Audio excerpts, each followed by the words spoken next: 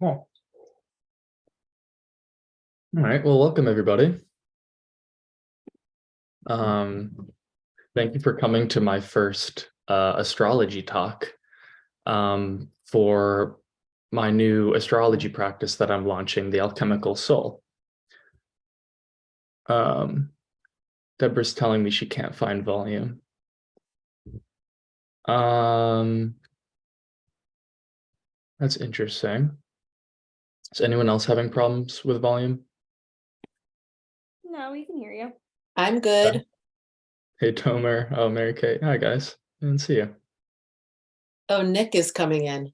Nick. Hello, Nick. Okay. Deborah, I don't know. I think that might be on your end. Okay. Sorry about that. Okay. So yeah, thanks for joining me for my first talk. This lecture is going to be recorded, and I'm going to have you guys all on mute so that it doesn't mess with the audio. But if you have any questions, just leave it in the chat box, and I'll try to get to questions and comments at the end. So the topic for today's lecture is Saturn and Pisces and what that is all about. Let's see. So for those of you who don't know, Saturn has been transiting the sign of Aquarius since March of 2020, I mean. And this basically initiated COVID. March of 2020. I don't think that's when COVID started, but it's definitely when things started to shut down and when I had to leave school and things started to get really hectic. And Saturn has been transiting the sign of Aquarius up until the beginning of this March. So Saturn enters the sign of Pisces March 7th. And Saturn basically represents these major life stages, either in the individual's life or in the life of society and the collective. Father Time is one of his names. He's associated with patriarchal gods from mythology. And so he sort of represents this structuring archetype that rules the material universe and tangible reality. He's the last visible planet that you can see with the naked eye. And so symbolically, he represents the limits of our five senses and the space-time reality that we live in. So his movements and the changes that he creates are the most tangible and visible, especially at like a societal level. So his transits are important for mapping these kind of like sub-eras of society and history, and these changes that come about. So it says here, he represents the conservative side of society and governs justice, order, systems, and prudence. And his transits always signify a time of growing up, taking more responsibility, and adjusting to circumstances as they are, and not as you would like them to be. So he's really this archetype, this sort of the sort of patriarchal teacher, and the necessity of maturing. And he gets a bad rap because people meet Saturn with a lot of Saturn is felt as those things in our life that are resistance and in opposition to our goals. But his sort of evolutionary function is to help us grow in specific areas through that resistance and opposition. He's the principle of learning through pain. Oops. So how is Saturn compelling our growth? when transiting Aquarius and Pisces. Aquarius is the need to innovate, be original, and create social change. And Pisces sort of builds off of this as the need to commit and merge with a dream or ideal. And as I started going back through the history of Saturn transiting these two signs, I was really amazed to see some of the synchronicities of how our society has kind of experienced this rebirthing process when Saturn has been transiting these two signs. I also put down here Virgo, which I'll be talking a little bit about because Virgo is the sign opposite to Pisces. And so we kind of want to lean on Virgo's strengths in order to counteract the excesses of Pisces, as we'll see later. So the 1960s and the 1990s are the two eras that Saturn has transited Aquarius and Pisces. And just to go back for a second, just pay attention to these two definitions. The need to innovate, be original, and create social change for Aquarius, and the need to commit to a dream or ideal. So the 1960s noted for its counterculture, and there was a revolution in social norms, including clothing and music, drugs, dress, sexuality, formalities, civil rights, precepts of military duty and schooling, while others denounced the decade as one of irresponsible excess, which is a very Piscean kind of shadow, flamboyance, the decay of social order, and the fall or relaxation of social taboos. A wide range of music emerged, including the Beatles to Bob Dylan. And then in the 1990s, we have Saturn transiting Aquarius and Pisces again. And this is all really just from like the first page of Wikipedia, which is helpful in astrology because it kind of captures the big picture ideas. So in the United States and Canada, the decade saw greater attention to multiculturalism, as well as the advance of alternative or independent media. Alternative music movements like grunge, Eurodance, and hip hop became popular with young adults.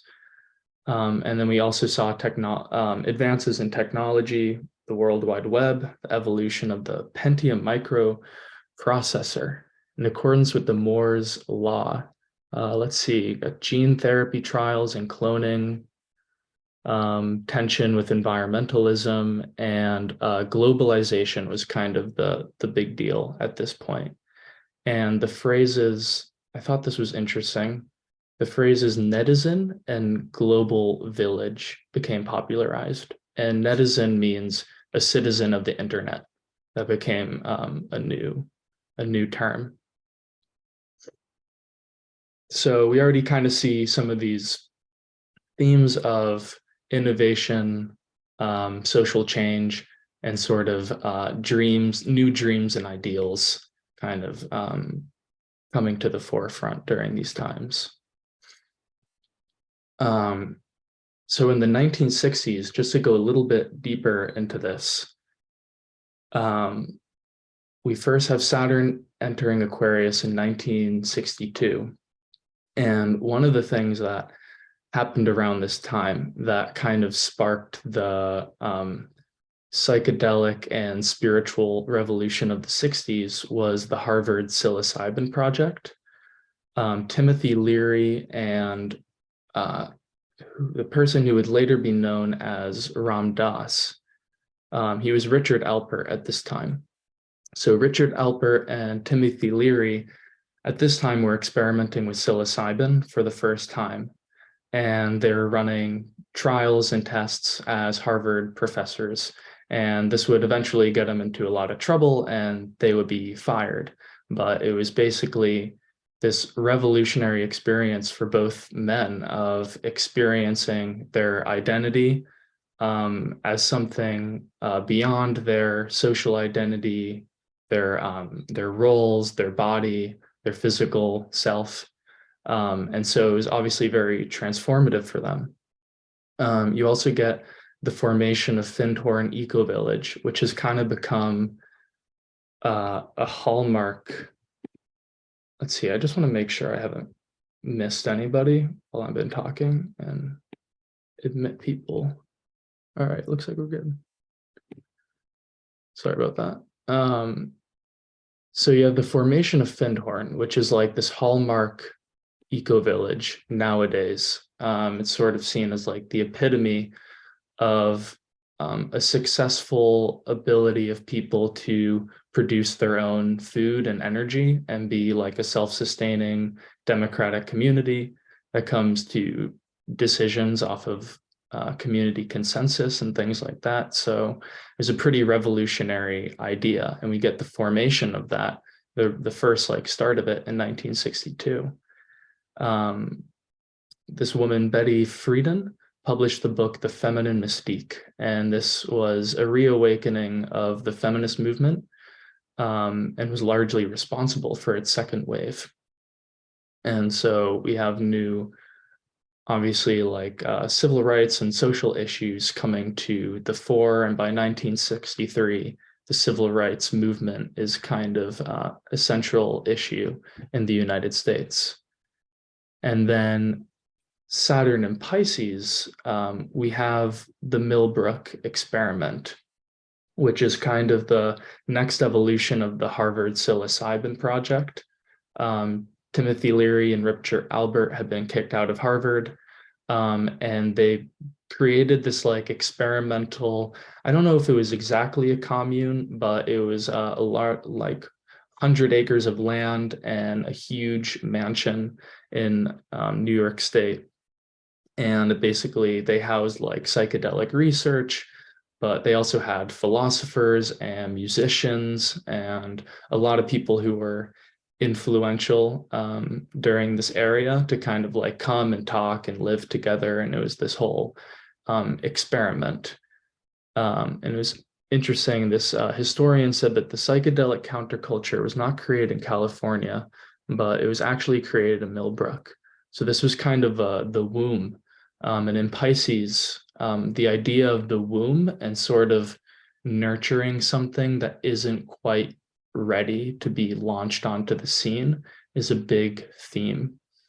Aquarius, we kind of start getting like the seed ideas of things. It's like the radical awakening of the psilocybin trip, or awakening to like a new social dilemma of some kind. And it's like it's very sudden and it's very kind of intense. While in Pisces, we kind of have more embodiment of those things actually coming to fruition, but it's still kind of in this embryo state. And so in 1964, we have the Civil Rights Act and Wilderness Act are signed into law. The beginning of the Chinese Cultural Revolution with Mao Zedong in 1966. That same year, Timothy Leary coins the phrase "turn on, tune in, and drop out." And Ram Dass, who was still Richard Albert at this time, goes to India for the first time. And so we're also seeing some themes that we're going to get into, like spiritual retreat, kind of Saturn and Pisces sort of gives us, Saturn Aquarius is more of the intellectual and the social revolutionary, while Saturn in Pisces gives us more of the dropout, or the person who kind of like resigns from society and living by society's norms. And then the 90s. And here we kind of have, really, this is when like the internet starts to come alive, and this idea of a global village and of being a global community.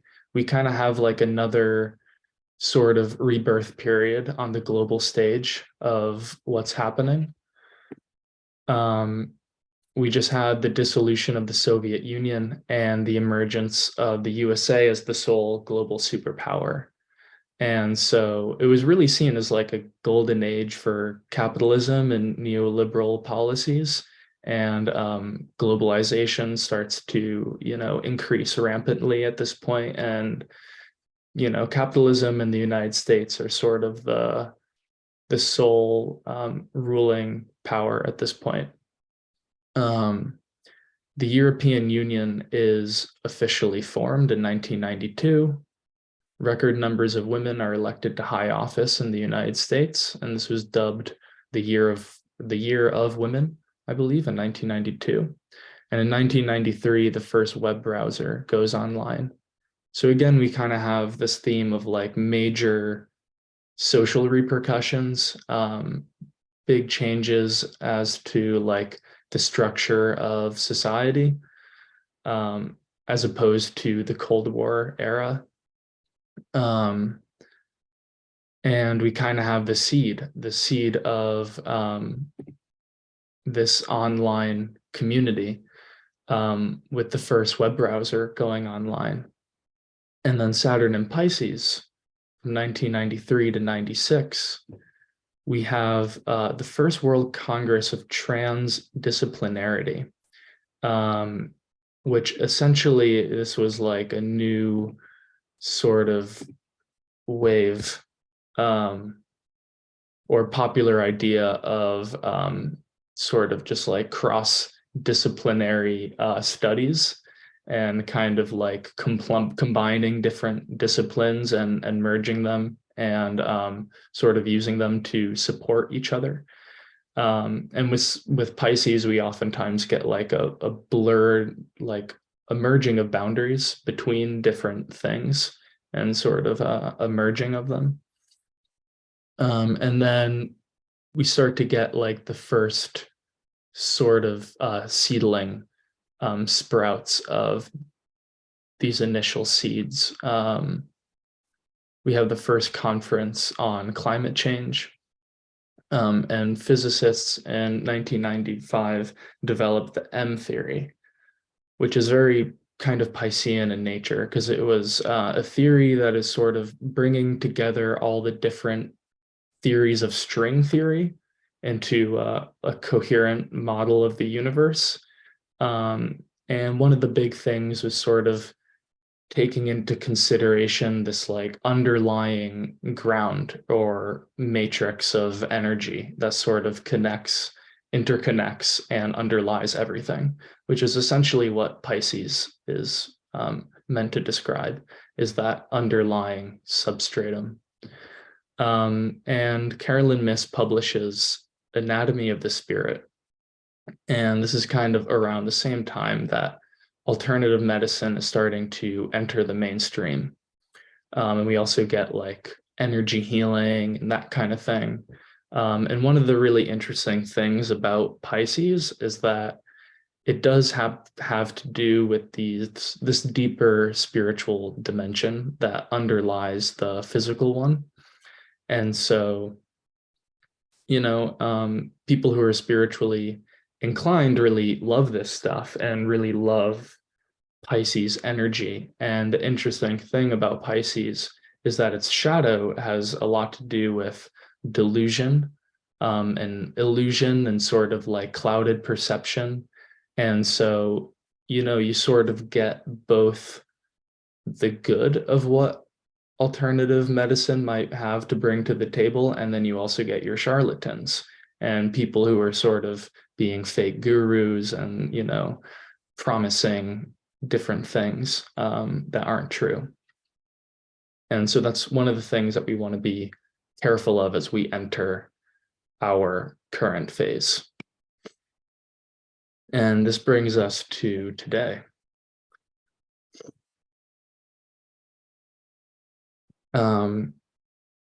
Saturn and Aquarius, it's really interesting that COVID-19 and social distancing happened right when Saturn entered Aquarius, because Saturn represents this principle of distance and separation. And Aquarius is the most social sign. And so literally social distancing is a great key word for Saturn and Aquarius. And you obviously, For me, Aquarius has a lot to do with like individual originality as well as the collective. And I feel like this was sort of a lot of the tension that we're experiencing these last few years is between people's individual rights and the sort of collective needs of society. But you also get a lot of opportunity and people who are sort of reinventing themselves and their lives around this time too. People who are sort of fed up with their 9 to 5 and who want to explore something that is deeper and more authentic to them. And that is very Aquarian, as well as a lot of the social issues that are coming to the fore with George Floyd being murdered and the nationwide Black Lives Matter protests. Um, and then just like in general, COVID-19 has sort of, I think, awakened us even more to sort of how interconnected we are and how much of a global society we are, rather than just an isolated nation state. Um, and I think, this is sort of like out of my range of expertise, but it's definitely changed our perception of the world and has made these kind of structural changes permanently. We also get sort of like this maturation thing going on where it's sort of, we have this idea of a psychedelic renaissance now, where a lot of research is once again going into psychedelics and their therapeutic benefit. But this time around, it's definitely, we're not going to get the 60s again. We're sort of moving at a pace that is sustainable, which I think is really, really good at this point. So what are we getting in with Saturn and Aquarius? Social unrest, progressive ideas, technology, conservative pushback.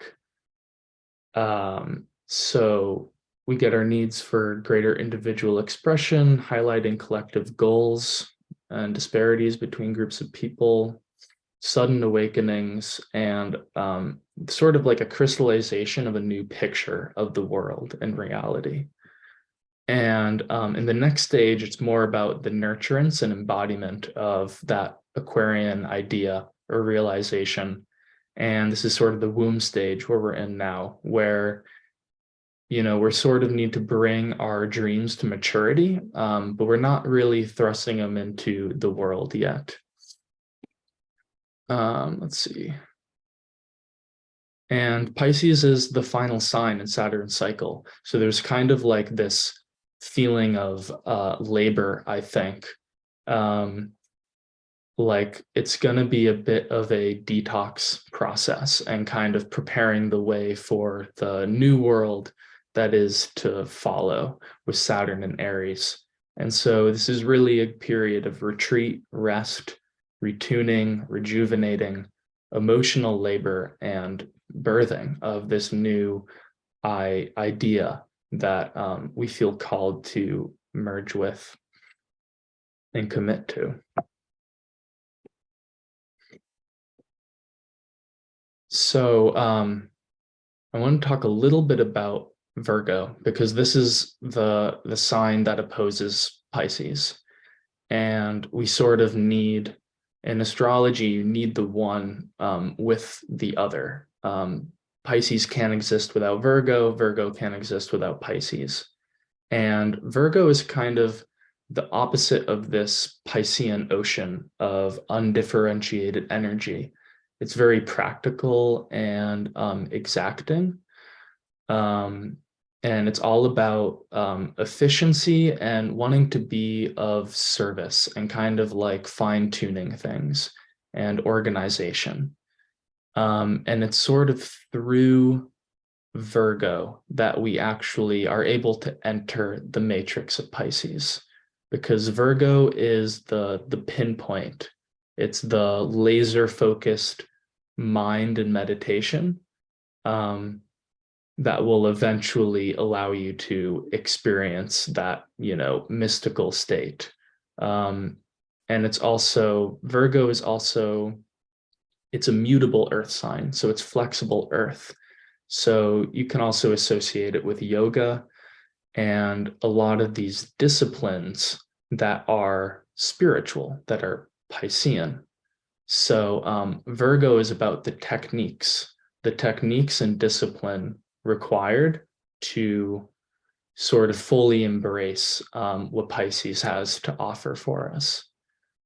And so less is more. There's this issue of excess with Saturn and Pisces. And I think this comes out a lot through like immediate pleasure seeking.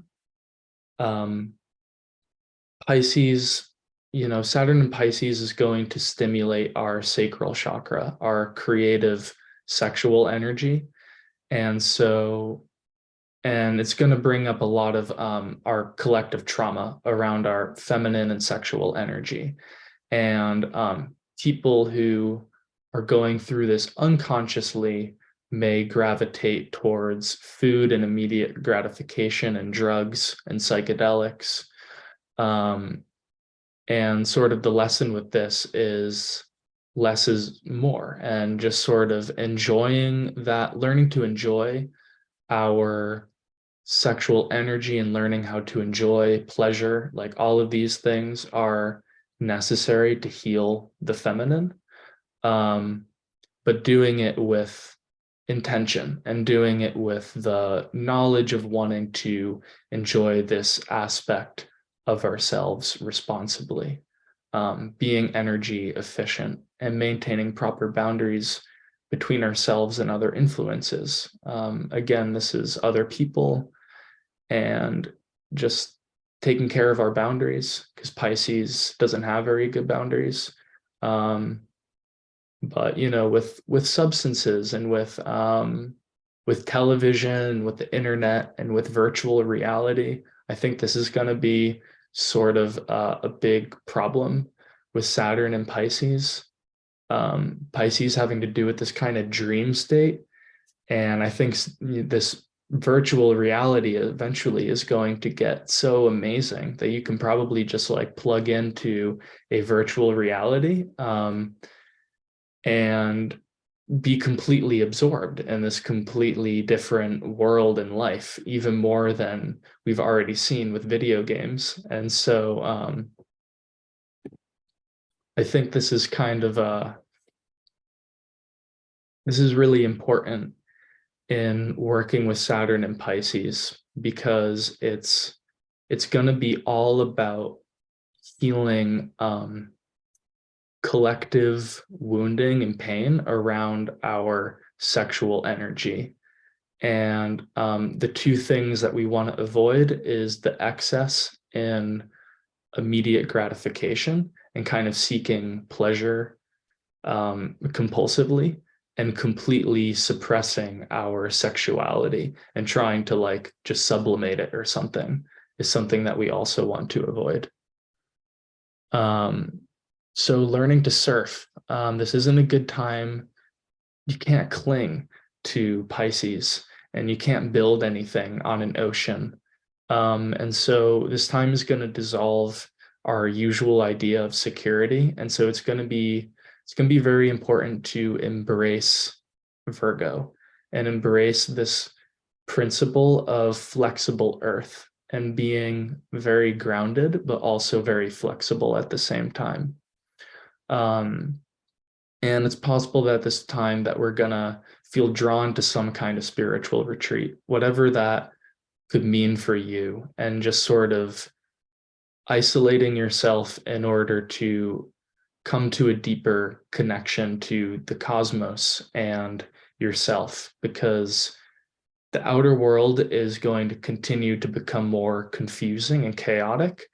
And Pisces dissolves things. So Saturn, this principle of structure and brown boundaries and society, entering this boundary dissolving sign, isn't necessarily negative, but it will definitely there'll be a lot of fear and a lot of paranoia.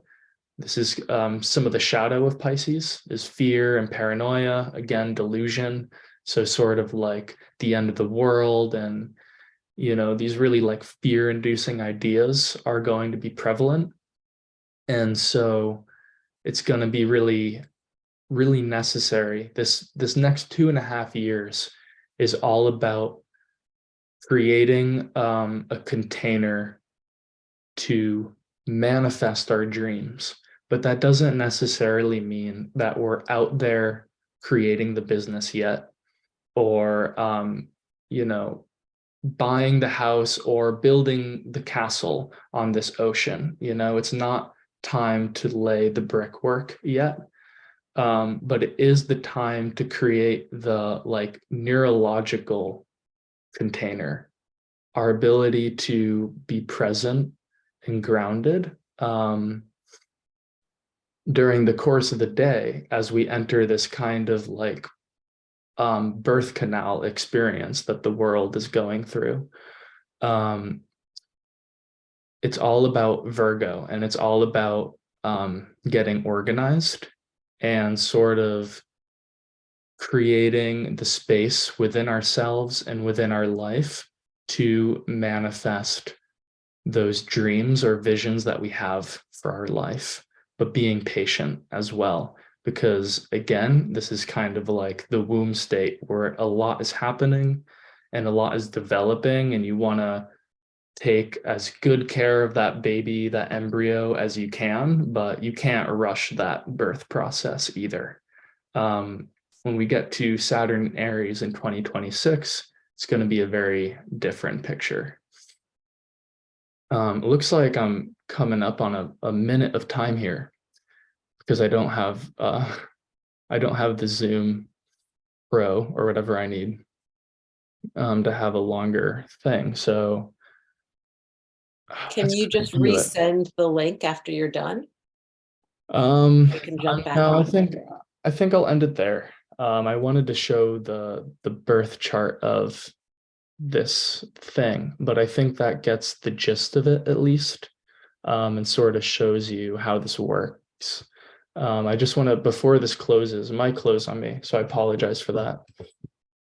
But I just want to tell you guys that my next Zoom call is going to be on March 15th, which is Wednesday at 8 again. So the same day, same time on the 15th.